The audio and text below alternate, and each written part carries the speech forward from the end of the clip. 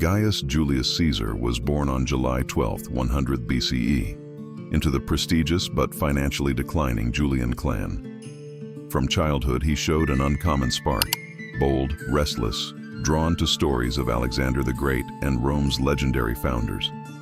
His father's sudden death at 16 thrust him into the role of head of the household, a heavy burden that shaped his ambition.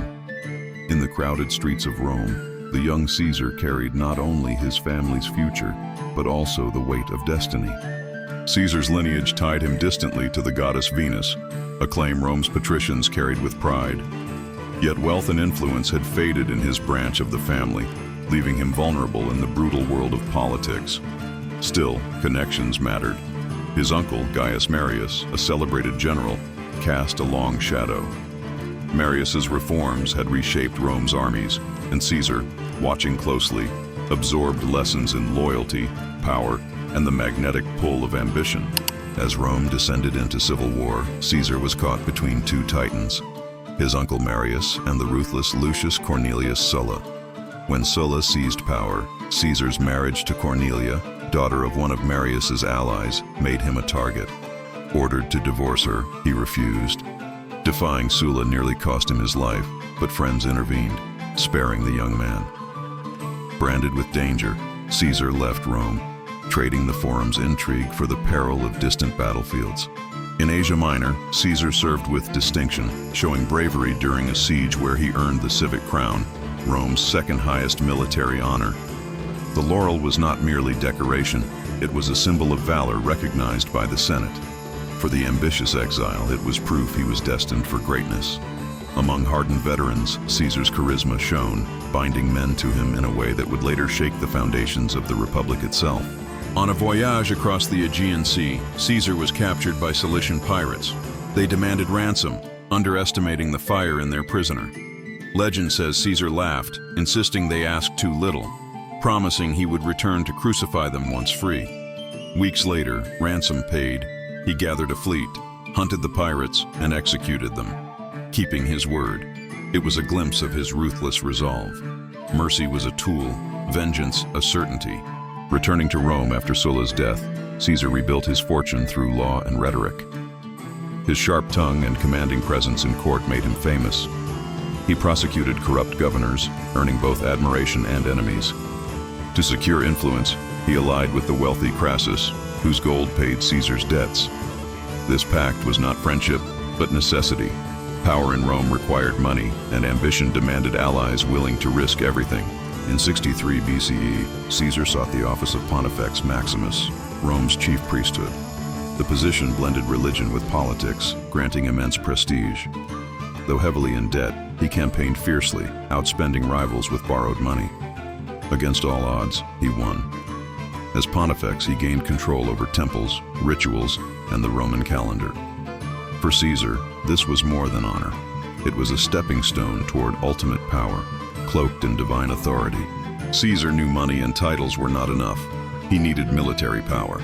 He forged an alliance with two giants, Crassus, Rome's wealthiest man, and Pompey, its greatest general. This first triumvirate was an unofficial pact, sealed not by law, but by ambition. Pompey gained land for his veterans. Crassus secured lucrative contracts, and Caesar obtained the governorship of Gaul. Together, they controlled Rome, each using the other to reach higher. In 58 BCE, Caesar marched into Gaul with 4 legions, facing a land of forests, rivers, and fiercely independent tribes. The Helvetii, migrating across Gaul, became his first challenge. At Bibracte, Caesar positioned his men on a hill, luring the Gauls into a trap. After hours of brutal combat, discipline prevailed over numbers. The Helvetii surrendered, and Caesar wrote that Rome had saved Gaul from chaos. But in truth, it marked the beginning of conquest. Victories multiplied. Caesar crossed rivers, built bridges in days, and struck terror into tribes unused to Roman discipline. In a bold move, he even crossed the Rhine, proving Rome could strike anywhere. The Gauls, fragmented by rivalries, struggled to resist. Yet Caesar knew these victories were not just military. They were political theater. Each dispatch sent back to Rome glorified his genius, ensuring that his name echoed louder than any rivals. By 52 BCE, resistance united under one leader, Vercingetorix of the Arverni. Charismatic and ruthless, he rallied tribes to burn fields and starve the Romans. Caesar faced his greatest test. The Gauls destroyed their own land to deny supplies, forcing his legions to march hungry through ashes. Yet even in crisis, Caesar's iron will prevailed. He secured alliances, crushed smaller revolts, and prepared for the showdown that would decide Gaul's fate. In the autumn of 52 BCE, Vercingetorix retreated to the fortified hilltop city of Alesia. Caesar, knowing a direct assault would bleed his legions, chose brilliance over brute force. He ordered the construction of double walls, one encircling Alesia to trap the Gauls inside, and another facing outward to repel reinforcements. In weeks, over 20 miles of trenches, palisades, and towers rose, transforming the landscape into a masterpiece of Roman engineering. Inside Alesia, famine gnawed at the defenders. Outside, word spread, and a vast Gaul relief army, perhaps 250,000 strong, marched to break the siege. Caesar's 60,000 men now stood between two enemies, the starving Gauls within and the massive horde without. For days, waves of assaults crashed against the Roman walls. Arrows darkened the sky, cavalry clashed in the valleys, and the fate of Gaul balanced on a knife's edge. As Gaul reinforcements launched their fiercest assault, Caesar personally rode along the lines, rallying exhausted legionaries. He ordered cavalry to strike the enemy from behind in a desperate gamble. Dust rose, shouts echoed, and at the critical moment, Roman discipline held firm. The Gauls faltered, their attacks crumbling under relentless counterstrikes. Victory at Alesia was no longer chance. It was Caesar's destiny made real. Defeat undeniable, Vercingetorix made a choice that would echo through time. He donned his finest armor, mounted his horse, and rode solemnly to Caesar's camp. Before the Roman general, he dismounted, removed his sword, and cast it at Caesar's feet. No words were spoken. The gesture alone marked the end of Gaul's freedom. Rome's triumph was complete, and Caesar's legend sealed forever. With Gaul subdued, Caesar returned to Rome not as a mere general, but as a living legend. His coffers overflowed with gold, his name was on every citizen's lips, and his legions adored him as a god among men. The Senate, however, trembled with fear. They saw not a hero, but a man too powerful, too loved, too dangerous. In Caesar's victories lay the seeds of a new conflict. Civil war loomed on the horizon. The people hailed Caesar as the savior of Rome, but whispers spread among the patricians. They feared that his ambition knew no limits, that the republic itself would fall beneath his shadow. Yet for Caesar, the die was already cast. He had crossed rivers, toppled kings, and subdued nations. Now his eyes turned toward Rome itself. The stage was set, and the greatest gamble of his life was about to begin. The Senate, under Pompey's influence, demanded that Caesar disband his legions and return to Rome as a private citizen. But Caesar knew this was a death sentence. To obey meant ruin. To resist meant war. Standing before the cold waters of the Rubicon, he hesitated only for a moment. Then, with fiery resolve, he spoke words that would echo for centuries. Alea iacta est. The die is cast. With that, Caesar marched toward Rome. Panic spread through the city. Senators fled. Pompey gathered his allies, and citizens whispered in fear. Yet Caesar's arrival was not one of fire and blood. He forbade his soldiers to loot, presenting himself not as a tyrant, but as Rome's protector. The people watched in awe as he walked through the gates, calm yet unyielding. For many Romans, it felt as though destiny itself had entered the city. Pompey, realizing Caesar's speed and the loyalty of his veterans, knew Rome could not be held. Abandoning the city with senators and allies, he sailed to Greece to gather reinforcements. There, his prestige as Rome's great general brought him tens of thousands of soldiers. The Republic was split. Caesar held the heart of Rome, while Pompey commanded her armies abroad. The stage was set for civil war. Caesar acted swiftly. He secured Rome, reorganized the state, and reassured the people with promises of stability. Yet his gaze was fixed on Greece. He could not allow Pompey's armies to grow unchecked. Building a fleet, he prepared to cross the Adriatic. But winter storms delayed him, giving Pompey precious time to amass a force far larger than Caesar's. The coming clash would decide the fate of the Republic. In 48 BC, Caesar crossed the Adriatic with a fraction of his forces. Short of ships, he risked leaving part of his legions behind, hoping they would follow. In Greece, Pompey already commanded nearly twice Caesar's numbers. When the two armies finally faced each other, the tension was palpable. Every soldier knew the outcome would reshape Rome forever. Whether as Pompey's republic or Caesar's rising dominion, the first clash came at Dyrrhachium. Pompey, entrenched and well-supplied, repelled Caesar's bold assaults. For the first time in years, Caesar tasted defeat. His men, battered and weary, retreated under pressure. Yet Caesar's genius lay not only in victory, but in resilience. He reorganized his forces, reminding them that discipline, not numbers, would decide Rome's destiny. The stage was set for a decisive counterstroke. In August 48 BC, Caesar and Pompey met on the plains of Pharsalus. Pompey's army was larger, boasting nearly 45,000 men against Caesar's 22,000. The Senate and Rome's aristocrats watched closely, convinced Caesar would fall. Yet Caesar knew his veterans were hardened by years of relentless campaigns. They faced the overwhelming odds with unshakable resolve, believing more in their commander's brilliance than in sheer numbers. Pompey placed his hopes on cavalry, aiming to outflank Caesar. As his horsemen charged, Caesar revealed his hidden tactic, a fourth line of reserves, trained to strike directly at the riders' faces. Shocked, Pompey's cavalry broke and fled. With his flank exposed, Caesar unleashed his legions, driving them forward with precision. The balance of power shifted in minutes, turning Pompey's advantage into desperate chaos. Defeated at Pharsalus, Pompey realized his dream of controlling Rome had collapsed. He abandoned his troops and sailed to Egypt, seeking refuge with the young pharaoh Ptolemy III. But fear of angering Caesar was greater than loyalty. Advisors of Ptolemy plotted a grim welcome. As Pompey stepped ashore, he was betrayed, stabbed and killed on Egyptian soil. His severed head was later presented to Caesar as a token of loyalty. When Caesar saw the severed head, he did not rejoice. Instead, he wept for the man who had once been his ally, his son-in-law, and his rival. Caesar believed Pompey deserved an honorable end, not betrayal by foreigners. The act disgusted him, yet he knew Egypt was now a chessboard where he had to play carefully.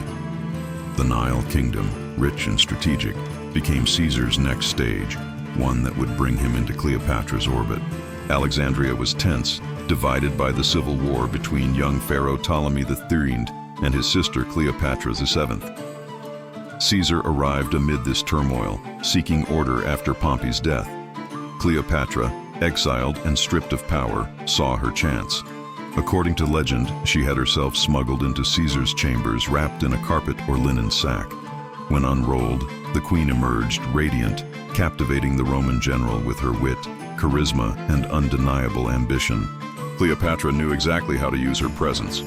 She spoke several languages, understood politics deeply, and presented herself as the goddess Isis reborn.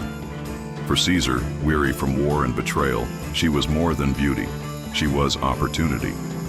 Aligning with Cleopatra meant securing Egypt's grain supply and gaining influence over the richest kingdom of the Mediterranean. Their meeting sparked not only a romance, but also one of history's most powerful political partnerships. Caesar's support for Cleopatra enraged her brother Ptolemy III and his advisors. Alexandria erupted in civil war, with Roman soldiers barricaded inside the palace. Streets turned into battlegrounds as Egyptians laid siege. Caesar, though outnumbered, showed his brilliance. He fortified defenses, rallied his men, and personally fought in the front lines. For months, he endured shortages, fire, and assaults, holding out while awaiting reinforcements from loyal allies across the Mediterranean. In one dramatic episode, fire spread through the docks, destroying part of the famed Library of Alexandria. Ancient knowledge vanished in the flames, while Caesar struggled to keep order. Legend says he nearly drowned when his ship was attacked, forced to leap into the sea with scrolls in one hand and sword in the other. Exhausted yet unbroken, he swam to shore, inspiring his men. Caesar's resilience under siege became as legendary as his victories on open fields. Reinforcements from Mithridates of Pergamon finally arrived, breaking the siege. Caesar seized the moment, leading his men to confront Ptolemy's forces on the banks of the Nile. The battle was fierce, with war galleys clashing on turbulent waters. Amid chaos, Ptolemy's ship capsized, and the young king drowned in the river he once ruled.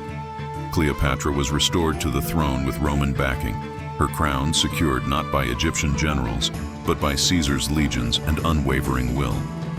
For Caesar, Egypt became more than conquest. Cleopatra was captivating, intelligent, and politically sharp. Their alliance was both strategic and personal, sealing her reign and deepening his influence. Together they sailed the Nile in grand processions, presenting themselves as gods upon earth. Romans in the capital murmured about this exotic queen and Caesar's growing power. Yet for now he was victorious, adored by soldiers and honored by Egypt. It seemed as if no challenge could stand before him. When Caesar returned to Rome, Cleopatra followed, arriving with her entourage and even her young son Caesarion, rumored to be his child. To Romans this was shocking. Their general not only flaunted a foreign queen, but seemed to elevate her above noble matrons of the Republic. The Senate whispered that Caesar might dream of kingship, guided by Cleopatra's charm. In triumphal parades, he displayed treasures from Egypt, while rumors spread that he intended to move the capital from Rome to Alexandria. For the Roman elite, Cleopatra symbolized danger. Her presence threatened tradition, while Caesar's reforms already unsettled the Senate. He granted land to veterans, reduced debts, and expanded citizenship, winning the people's favor but alarming nobles. In festivals, statues of Caesar appeared alongside those of gods, hinting at divine status. When Mark Antony attempted to crown him with a diadem during the Lupercalia, murmurs filled the forum. Though Caesar refused it publicly, many believed he longed to rule as king. As Caesar's power grew, so did the fear within the Senate. His title of Dictator Perpetuo, dictator for life, confirmed their darkest suspicions. Senators like Cassius Longinus and Marcus Junius Brutus, once pardoned and trusted by Caesar, began to plot in secret. They argued Rome was falling into monarchy, a fate the Republic had sworn to prevent. Letters circulated in whispers, torches lit hidden meetings, and daggers were sharpened. The conspirators promised each other liberty through blood. Despite warnings, Caesar dismissed omens. He mocked astrologers and ignored the whispers of danger.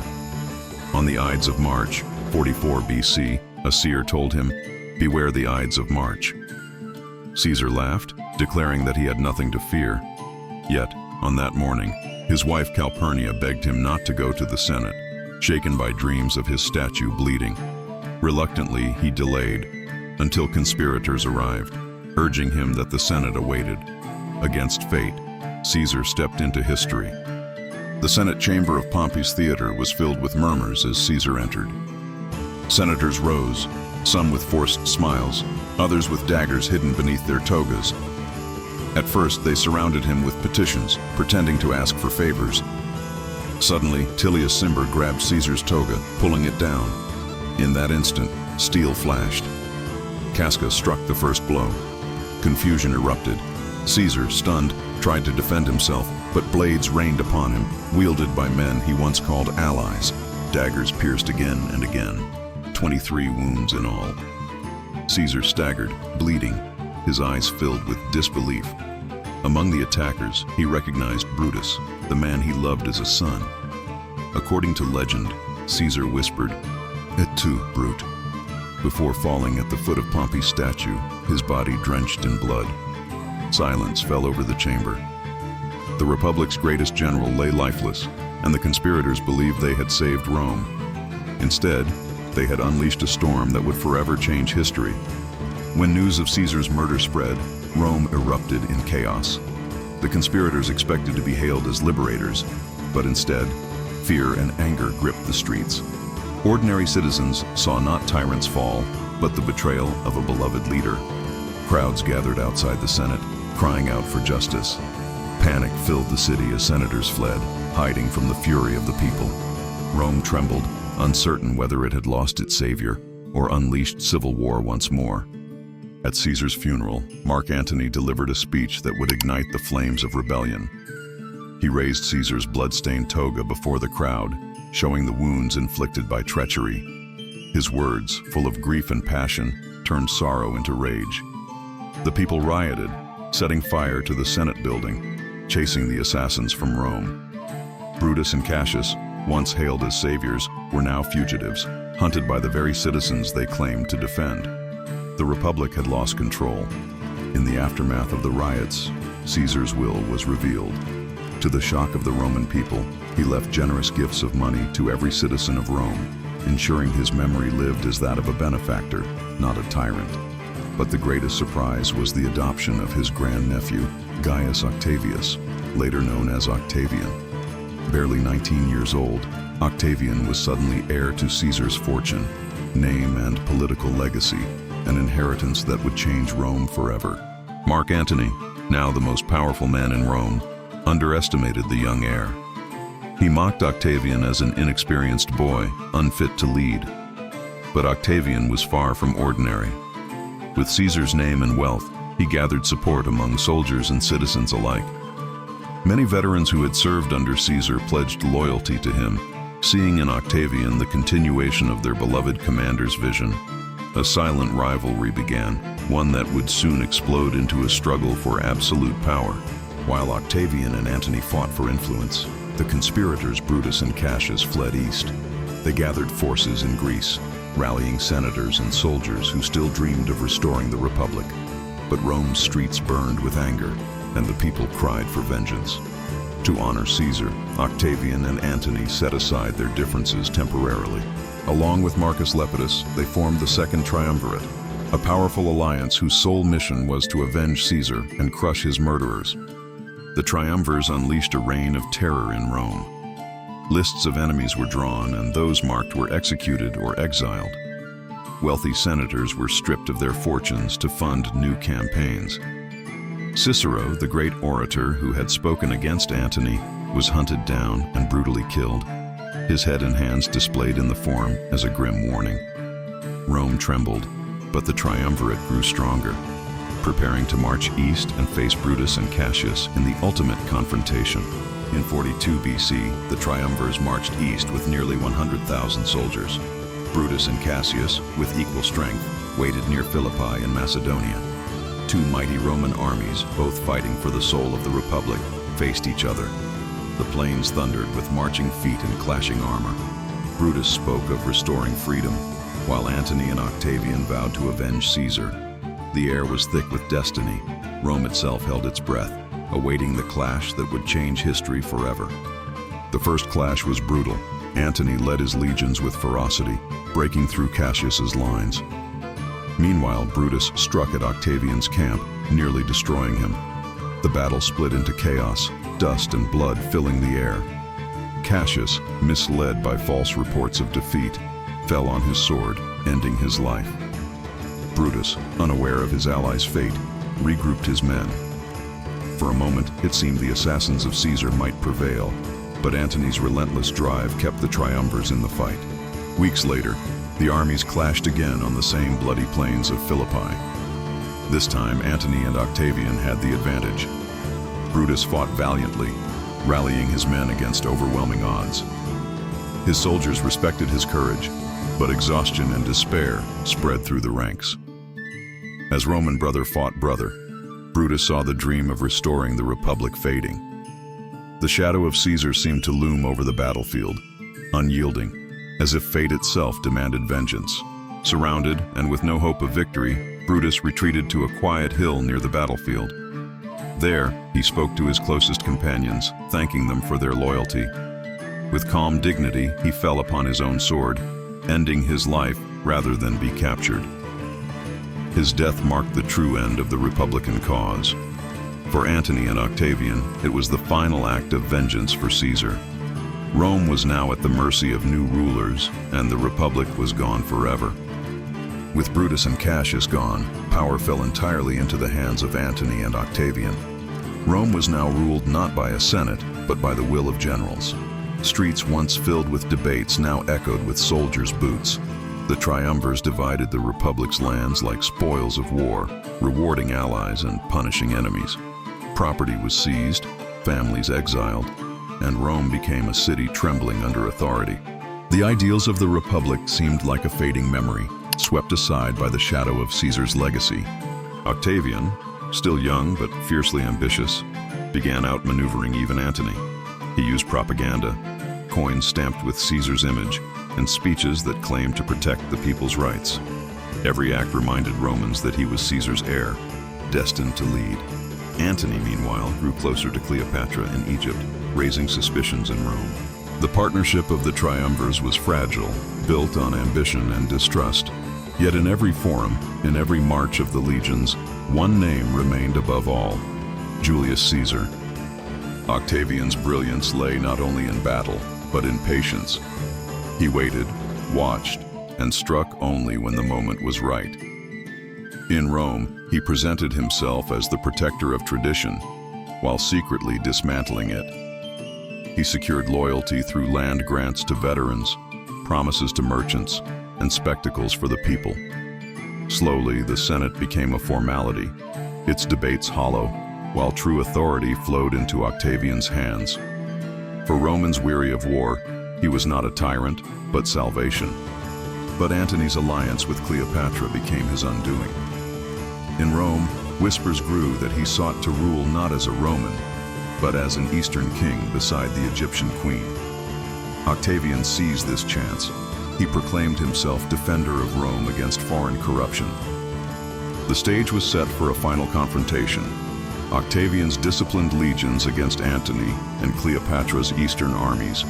At Actium, the fate of the Republic would be sealed, and Caesar's true heir would rise from the ashes of civil war. The year was 31 BC. Off the coast of Greece, the waters near Actium churned with the thunder of war. Octavian's fleet, commanded by his brilliant Admiral Agrippa, cut through the sea with discipline and precision. Antony's ships, larger and more decorated, carried Cleopatra's banners fluttering in the wind. For hours, the battle raged. Roman discipline clashed with Eastern splendor. Then, at the crucial moment, Cleopatra's fleet suddenly withdrew, leaving Antony's forces confused and broken. Defeat was inevitable. Antony's defeat was not just military, but personal. Deserted, shamed, and betrayed by fate, he fled back to Egypt with Cleopatra. Yet Octavian pursued relentlessly. Surrounded in Alexandria, Antony made his last stand. When he believed Cleopatra dead, he fell on his sword, ending his life in Roman fashion. But Cleopatra still lived. Facing capture and humiliation in Rome, she chose death over chains. Legend says she pressed a serpent to her breast, leaving Octavian the master of the Mediterranean. With Antony and Cleopatra gone, Octavian stood unchallenged. In 27 BC, he accepted the title Augustus, meaning the revered one. The Roman Republic was gone. In its place rose the Roman Empire. Augustus was careful to preserve the appearance of republican traditions, but in reality, he held supreme power. Senators bowed, generals obeyed, and Rome's vast territories were united under one man. From the ashes of civil war, a new world order emerged. Caesar's name lived on. Though Julius Caesar never wore the crown of emperor, his shadow stretched across centuries. His name became a title, Caesar, carried by emperors after him and even by rulers far beyond Rome, like the Russian Tsars and German Kaisers. His ambition reshaped history. He showed the world that one man, with vision and will, could topple republics and forge empires. His story remains a reminder. Greatness often walks hand in hand with tragedy. Julius Caesar's life was not just the tale of a man, but the story of an idea, that ambition and destiny can bend the course of nations. He rose from a young noble threatened by obscurity to a conqueror who reshaped Rome. His victories expanded borders, his reforms redefined politics, and his death marked the end of a republic. From Rubicon's waters to the Senate's marble floors, Caesar's footsteps still echo, whispering the eternal tension between freedom and power. And now, more than 2,000 years later, the question still lingers. Was Caesar a hero who dared to dream beyond limits, or a tyrant who destroyed liberty in the name of power? History offers no simple answer. What is certain is that his ambition forever changed the destiny of Rome and the Western world. As you reflect on his journey, ask yourself, in the pursuit of greatness, what would you be willing to sacrifice?